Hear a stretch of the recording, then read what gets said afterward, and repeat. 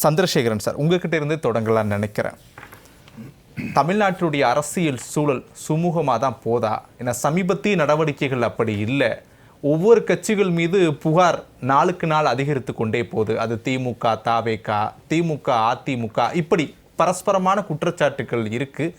எப்படி பார்க்குறீங்க? இதுவரைக்கும் இல்லாத ஒரு அரை நூற்றாண்டாக இல்லாத ஒரு பாலிடிக்ஸ் தான் இது. என்ன என்ன என்ன என்ன பாலிடிக்ஸ் அப்படின்னு சொன்னால், இது வரைக்கும் பைப்போலர் பாலிடிக்ஸ் இருந்துச்சு ஒரு அரை நூற்றாண்டா.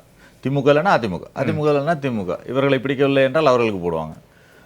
அதில் இன்னொரு சூட்சமும் இருந்துச்சு. இவர்கள் ஊழல் செய்தால் அடுத்த வந்த உடனே ஒரு 4-5 அமைச்சர்கள் கைது, அது இது எல்லாம் வரும். ஒரு வாரம் இல்லை வந்த உடனேயே ஒரு 7-8 அமைச்சர்கள் கைது, அவர்கள் மீது வழக்கு, இதெல்லாம் வரும். ஆனால் 2வது வருடம், 3வது வருடம், 4வது வருடம் போகிறப்ப அதெல்லாம் டைலூட் ஆகிடும். அது என்ன ஆச்சுன்னு நம்மளும் மறந்துடுவோம், மக்களும் மறந்துடுவாங்க, மீடியாவும் மறந்துடும். அது அப்படியே நின்றுடும். அது என்ன ஆச்சுன்னு தெரியாது. அது மாதிரி தான் திமுக ஆட்சியில் நடந்த ஊழல்களை பற்றி அதிமுகவில் வழக்கு போட்டாங்க. அதிமுக ஆட்சியில் நடந்த ஊழல் பற்றி திமுகவில் இது நடந்துச்சு. இன்னொன்று கடைசியாக என்ன சொல்லுவாங்கன்னா, கவர்னர்கிட்ட போய் நின்றுடுச்சும்பாங்க. அவர் அப்ரூவல் கொடுக்கல.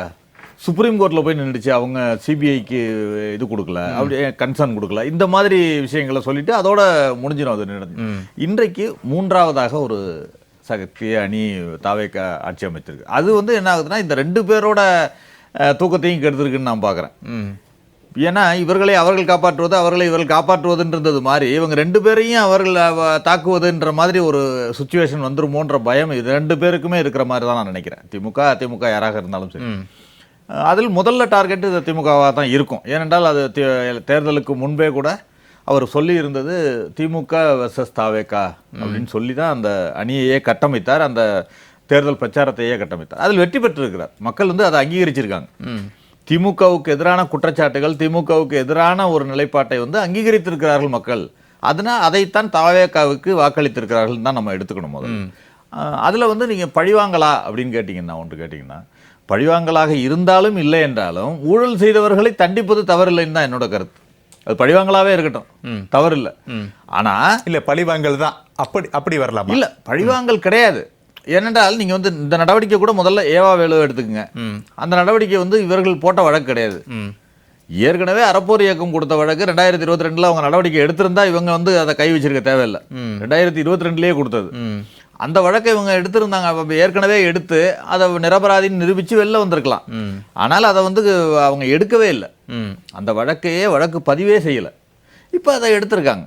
அந்த அறப்போர் இயக்கம் டாக்குமெண்ட்ஸோட எல்லாத்தோடையும் கொடுத்தது. அதாவது கிணத்த காணும்னு சொல்ற மாதிரி ரோடே போடாம பணம் எடுக்கப்பட்டிருக்கிறது, சுருட்டப்பட்டிருக்கிறது. ஏவாவேலு விவகாரத்தில் அப்படி திரு சந்திரசேகரன் நேற்று கைது செய்யப்பட்டு ஜாமீன்ல விடுவிக்கப்பட்ட அனிதா ராதாகிருஷ்ணன் அவதூறு வழக்கு தான். அதுல கைது செய்யப்பட்டது பழிவாங்கல் நடவடிக்கையா? இல்லை, இது மாதிரி ஒரு எச்சரிக்கையாக எடுத்துக்கலாம். நான் பழிவாங்கல்ன்றதை விட ஒரு அமைச்சராக இருந்தவர், ஒரு 7 முறை சட்டமன்ற உறுப்பினராக இருந்தவர், ஒரு முதலமைச்சரை பற்றி அவதூறு என்பது நீங்க சாதாரண ஒரு பேச்சாளர் மேடை அந்த ஜட்ஜு சொன்னதையே நீங்க கண்டிப்பு வார்த்தைகள் எடுத்துக்கிட்டீங்கன்னா போதும். அவருக்கு ஒரு வரமுறை வேண்டாமான்னு கேட்டிருக்காரு, ஜட்ஜே கேட்டிருக்காரு. அவர் பேசும் பொழுது ஒரு வரமுறை வேண்டாமா, யாரை பற்றி என்ன பேச வேண்டும் என்பது இருக்கிறது. ஒரு முதலமைச்சராக ஆனவரை பற்றி எப்படி பேசியிருக்கிறார் என்பதை நம்ம அரங்கத்தில் சொல்ல முடியாத அளவுக்கு பேசியிருக்காரு அவர். அந்த அளவுக்கு பேசும் பொழுது இது ஒரு எச்சரிக்கையாக எடுத்துக்கலாம்னு நான் நினைக்கிறேன். இல்லை, சந்திரசேகரனுடைய பேச்சு எனக்கு ஏதோ முரண்படுற மாதிரி இருக்கு. இதே சந்திரசேகரன் கிட்ட இதற்கு முன்னாடி பல விவாதங்களில் நான் கேள்வி எழுப்பும்போது ராகுல் காந்தி மீது போடப்பட்ட அவதூறு வழக்கெல்லாம் பழிவாங்கல் நடவடிக்கைன்னு சந்திரசேகரன் ஆவேசமாக பேசியிருக்கார். ஆனால் இன்னைக்கு அப்படியான தோரணை இல்லையே. இல்லை, அதற்கும் இதற்கும் டிஃபரன்ஸ் இருக்கு. எப்படி என்று சொன்னால், உங்களுக்கு ராகுல் காந்தி பேசுனது எந்த இடத்துல எந்த சுச்சுவேஷனில் எப்படி பேசினார்ன்றது இருக்கு. நீங்கள் கர்நாடகாவில் போட்ட ஒரு பேசுனதுக்கு குஜராத்தில் போய் வழக்கு தொடுக்குறாங்க. நீங்க அதை உச்சநீதிமன்றமே கண்டிச்சதை பார்த்தோம். இங்க வழக்கு பதிவு செய்தவங்களை கண்டிக்கல. கோர்ட் யாரை கண்டிச்சிருக்கு? பேசுனவரை கண்டிச்சிருக்கு. அங்க கர்நாடகால மட்டும் இல்ல, ஜார்க்கண்ட் ராஞ்சியில ஒரு எல்லாமே நீங்க எடுத்துக்கிட்டீங்கன்னா அந்த வழக்கெல்லாம் கூட அந்தந்த மாநிலங்கள்ல நடந்தது தானே. அதை கூட ஒரு காழ்ப்புணர்ச்சி, அரசியல் பழிவாங்கல் தானே சொல்லியிருக்காங்க. அவரை முடக்கணும்னு ஒரு குறிக்கோளுடைய அந்த பாஜக அரசாங்கம் செயல்பட்டுச்சு. அவர் ஒன்னும் இப்படி ஒரு பர்சனலா ஒரு அசிங்கமாலாம் பேசல. அது ஒரு மோடி என்று பேசுனதுக்காக ஒரு வழக்கு, மற்ற சாவர்கரை பேசுனதுக்காக வழக்கு, இதெல்லாம் அரசியல் ரீதியான பேச்சுக்கள், மேடை பேச்சுக்கள், பிரச்சாரத்தில் பேசுனது. இதற்கும் அதற்கும் டிஃபரன்ஸ் இருக்கு. இது ஒரு முதலமைச்சரை டார்கெட் பண்ணி பர்சனலா அட்டாக் பண்றதுன்றது வேற. இதுல நீங்க எடுத்துக்கிட்டீங்கன்னா கிட்டத்தட்ட நீங்க இப்ப பேசிட்டு இருக்கோம், நம்ம இந்த வழக்கு பழிவாங்கல் சொல்லிட்டு இருக்கோம். திமுகல கடந்த ஆட்சியில இருந்தவங்க ஒரு 10 அமைச்சர்கள் வந்து அதிமுகல இருந்து உள்ளவங்க தான். திமுகல கடைசியில் ஆட்சியில் இருந்த கிட்டத்தட்ட 10 அமைச்சர்கள். அதுல செந்தில் பாலாஜியை பத்தி அந்த முதல்வரே வந்து முன்னாள் முதல்வர் மு.க. ஸ்டாலின் அவர்களே தேர்தல் பிரச்சாரத்திலேயே போய் கரூர்ல பேசினதை நம்ம எல்லாரும் ஏற்கனவே விமர்சித்தெல்லாம் பேசியிருக்கோம். அந்த பிரச்சாரத்துல இவர் மீது வழக்கு இருக்கு, இவரை விட பெரிய இது கிடையாது அப்படின்னு சொல்லி அவரையே அந்த அமைச்சரவையில சேர்த்துக்கிட்டாங்க. இந்த ஆட்சியிலையும் ஒரு வழக்கு வந்துச்சு, டிரான்ஸ்ஃபார்மர் ஊழல் வழக்கு. ஆக அவர் ஒரு PhD பண்ணலான்ற லெவலுக்கு அந்த அமைச்சர் இருந்திருக்காரு. முதலமைச்சர் திரு ஜோசப் விஜய், உங்கள் கூட்டணியுடைய தலைவர் திரு விஜய் அவர்கள் கூட தான் குட்கா ஊழல் பத்தி பேசியிருக்காரு. இன்னைக்கு சி விஜயபாஸ்கர் இணைச்சுக்கலையா தாவேக்கல? இல்ல, நீங்க அதையும் கூட பேசியிருக்காருல்ல. இல்ல, நீங்க தாவேக்கல இணைச்சிருக்காரு. ஆனால் அதுலயும் நான் ஒரு டிஃபரன்ஷியேட் பண்ணி பார்க்கணும். என்ன டிஃபரன்ஷியேட் பண்ணி பார்க்கணும்? நீங்க பாஜக வந்து அதையும் இதையும் கம்பேர் பண்றாங்க. வாஷிங் மிஷின் சொல்லி அந்த வாஷிங் மிஷின் இந்த வாஷிங் மிஷின் சொல்றாங்க. நாங்க கூட கிரிட்டிசைஸ் பண்ணிருக்கோம் ஏற்கனவே பாஜக வாஷிங் மிஷினை பத்தி பண்ணிருக்கோம். நீங்க அவர் வந்து இன்றைக்கு MLA பதவியை ராஜினாமா செஞ்சிருக்காரு. ஒன்று முதல்ல. அதற்கு அடுத்து மீண்டும் சட்டப்பேரவைக்கு அவரே நிற்கிறாரா அல்லது வேற யாராவது அந்த தொகுதியில நிக்கிறாங்களான்னு தெரியல. இரண்டாவது, அந்த ஊழல் வழக்கு ஊழல்வாதின்னு முத்திரை குத்தப்பட்ட ஒரு நபரை உங்க கட்சியிலே அந்த வழக்கு நீர்த்து போக செய்யக்கூடாது. நீர்த்து போக செய்யாமல் அந்த வழக்கு அதன் அடிப்படையிலேயே நடந்து அப்படி தவறு இருந்தால் தண்டிக்கப்பட வேண்டும் என்பதுதான் இன்றைக்கும் எங்களுடைய நிலைப்பாடு. திமுக ஆட்சி காலத்துல செந்தில் பாலாஜி வழக்கு விசாரணைக்கெல்லாம் வந்துச்சே, நடந்துச்சே, அதுக்கு இதுக்கு என்ன வித்தியாசம் இருக்கு? இல்லையே, இன்றைக்கு செந்தில் பாலாஜி வழக்கு கவர்னர் அப்ரூவல் நிக்குது. எப்ப முடிவடையும்ன்றது நீதிபதி கையிலயும் நீதிமன்றத்து கையிலயும். நீதிமன்றம் கையில மட்டும் கிடையாது. இல்ல, நீதிமன்றம் கையில மட்டும் கிடையாது, கவர்னர் கையில இருக்கு. சரி, கன்சர்ன் கொடுக்கணும். அந்த மாதிரி அதுவும் இருக்குல்ல. அந்த தடை போடாமல் அவர்கள் பண்ண வேண்டிய வேலையும் இருக்கு. அதெல்லாம் தடைப்படாமல் சரியாக நடந்து யார் ஊழல் செய்திருந்தாலும் பேசலாம். இப்ப அவரே அந்த இதுல இருக்கிற திரு நிர்மல்குமாரே என்ன சொல்லியிருக்காரு, அமைச்சர் நிர்மல்குமாரே நேற்றுக்கு பேசுறப்ப, யார் கட்சியில் வந்து இணைந்தாலும் சரி அவர்களுடைய வழக்கு அதன் அடிப்படையிலேயே நடந்து கண்டிப்பாக தண்டனை பெற்று தருவோம். அது மாதிரி ஊழல் செய்திருந்தாலோ அல்லது தவறு செய்திருந்தாலோ அவர்களுக்கு தண்டனை பெற்று தருவோம் சொல்றாங்க. அதுபடியே நடக்கும். பார்வையை எடுத்துக்கிறேன். திரு சந்திரசேகரன், நிறைவு கேட்கிறேன், ரொம்ப நேரம் ஆயிடுச்சு. தாவேக்கா ஆட்சி தொடக்கத்திலிருந்தே எல்லாரும் சொல்லக்கூடியது விரைவில் தேர்தல் வரும், இந்த ஆட்சி 6 மாசத்தை கடக்குமான்னு தெரியல. இப்போ ஆளுநர் வரைக்கும் போயிட்டாங்க. இன்னும் சொல்ல போனா இந்த ஆட்சி கலைப்பு நடக்கணும், அதுக்கான அதிகாரங்கள் கூட ஆளுநருக்கு இருக்கின்ற வரைக்கும் போயிட்டாங்க. அப்படி என்ன பிரஷர் இந்த தாவேக்கா அரசு கொடுக்கணும்ன்றது உண்மையிலேயே அரசியல் நிகழ்வுகள் தானா இல்ல அதை தாண்டி வேற எதுவும் நடக்குதா? இது வந்து முக்கியமான கேள்வி. ஏன்னா சுருக்கமாகவே சொல்லிடுறேன், ரொம்ப தாவேக்கா ஆட்சி வரக்கூடாது என்பதற்காகவே ஆட்சி வரும் என்று அந்த தேர்தல் முடிவுகள் வரும்போதே அவங்க ஆரம்பிச்சிட்டாங்க. நம்ம 2 பேரும் இல்ல. நான் சொன்னேன்ல, அவர் இன்னொன்னு சொன்னார். ஒன்னு வந்து திமுகவுக்கும் தாவேக்காவுக்கும் தான் போட்டின்னு சொன்னது ஒரு கருத்து விஜய் அவர்கள் வைத்தது. அதுதான் ப்ரூவ் ஆச்சு. இன்னொன்னு சொன்னார், ஒன்னு நீ இன்னொன்னு நான், நம்ம 2 பேர் தான் இருக்கணும், நமக்கு நடுவில் இன்னொருத்தர் வரக்கூடாதுன்னு சொல்லி அவர் அதையும் சொன்னார். அதே தான் இங்கேயும் கடைசியா அவங்க ப்ரூவ் பண்ணாங்க. என்ன பண்ணாங்கன்னா, இந்த கட்சி வரக்கூடாது, நம்ம 2 பேருக்கு இடையில இன்னொரு கட்சி எப்படி வர்றது?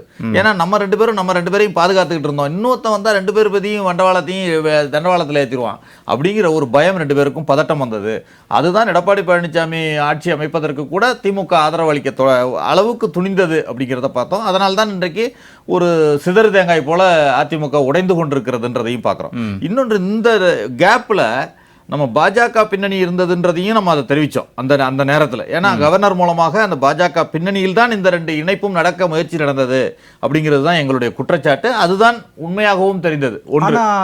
கவர்னர் வந்து தாவேக்கா அரசுக்கு ஃபேவரா நடந்துக்கிட்டார்ன்ற ஒரு குற்றச்சாட்டு இருந்துச்சு. பெரும்பான்மை இல்லாத போதும் அவர் அனுமதித்தார். எப்படி பெரும்பான்மை ஆதரவாக குற்றச்சாட்டும் கூட. திமுக வந்து தேவைப்பட்டால் கவர்னர் ஆட்டுக்கு தாடி நாட்டுக்கு தாடி எல்லாம் பேசுவாங்க. தேவைப்படலன்னா கவர்னர்ட்ட போய் கவர்னர்ட்ட போய் பெட்டிஷன் போட்டுட்டு கவர்னர் கலைக்கணும்னு சொல்றாங்க. கவர்னரை கலைக்க வேண்டும் என்று சொல்லும் அளவுக்கு கவர்னரை வந்து பிரைஸ் பண்றாங்கன்னு அர்த்தம். இவங்க கவர்னர் தேவையில்லைன்னு சொன்னவங்க வந்து கவர்னரை கலைக்கணும்னு சொல்றாங்க. ஆட்சியை கலைக்கலாம், இவங்களுக்கு தேவைன்னா அதை எடுத்துப்பாங்க. ஒன்று, அதை விட்டுருவோம்.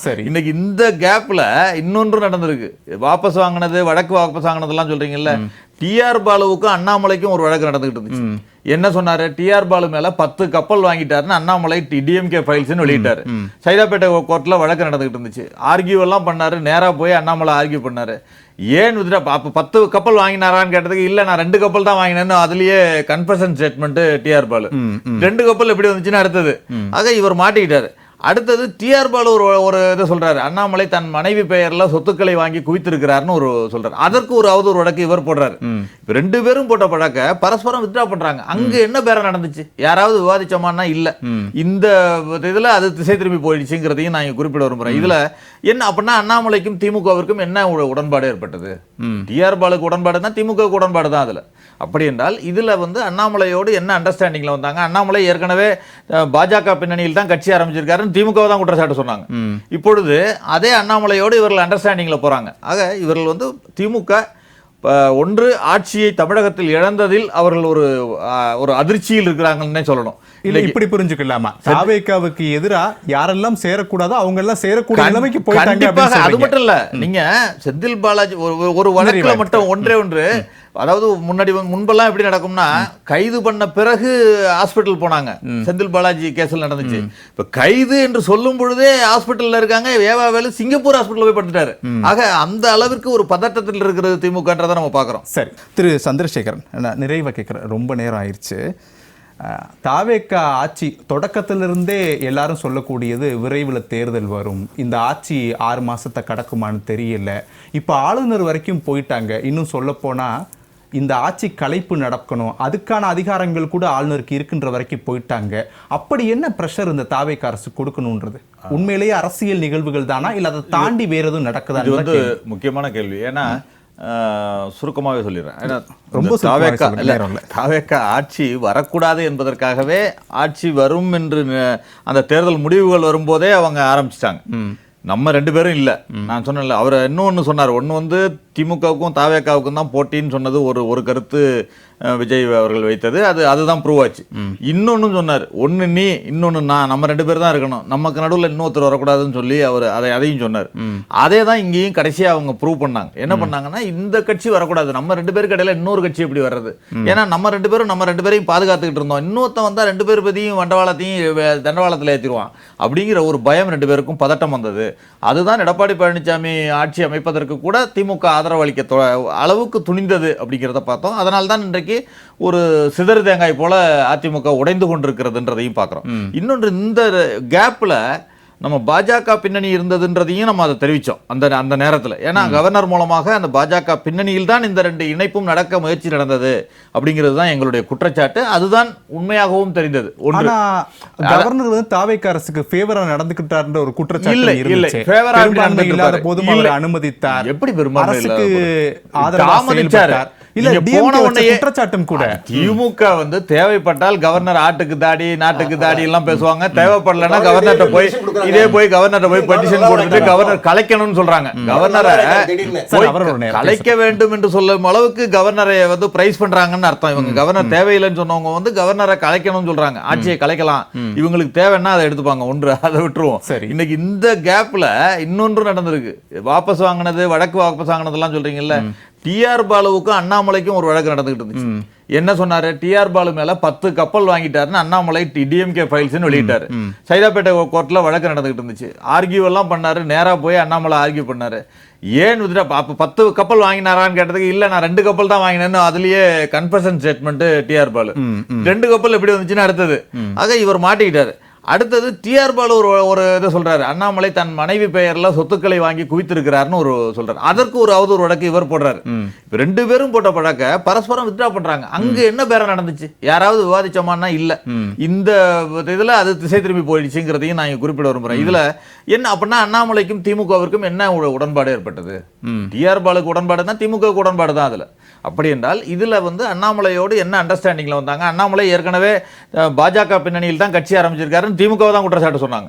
இப்பொழுது அதே அண்ணாமலையோடு இவர்கள் அண்டர்ஸ்டாண்டிங்ல போறாங்க. ஆக இவர்கள் திமுக ஒன்று ஆட்சியை தமிழகத்தில் இழந்ததில் அவர்கள் ஒரு அதிர்ச்சியில் இருக்கிறாங்கன்னே சொல்லணும். இல்ல இப்படி புரிஞ்சுக்கலாமா, தாவேகாவுக்கு எதிரா யாரெல்லாம் சேரக்கூடாதோ அவங்க எல்லாம் சேரக்கூடிய நிலைமைக்கு போயிட்டாங்க. அது மட்டும் இல்ல, நீங்க செந்தில் பாலாஜி ஒரு வழக்குல மட்டும் ஒன்று அதாவது முன்பெல்லாம் எப்படி நடக்கும்னா கைது பண்ண பிறகு ஹாஸ்பிட்டல் போனாங்க. செந்தில் பாலாஜி கேஸ்ல நடந்துச்சு. இப்ப கைது என்று சொல்லும் பொழுதே ஹாஸ்பிட்டல்ல இருக்காங்க. வேவாவேலு சிங்கப்பூர் ஹாஸ்பிட்டல் போய் படுத்துட்டாரு. ஆக அந்த அளவிற்கு ஒரு பதட்டத்தில் இருக்கிறது திமுகன்றதை நம்ம பார்க்கிறோம். சரி.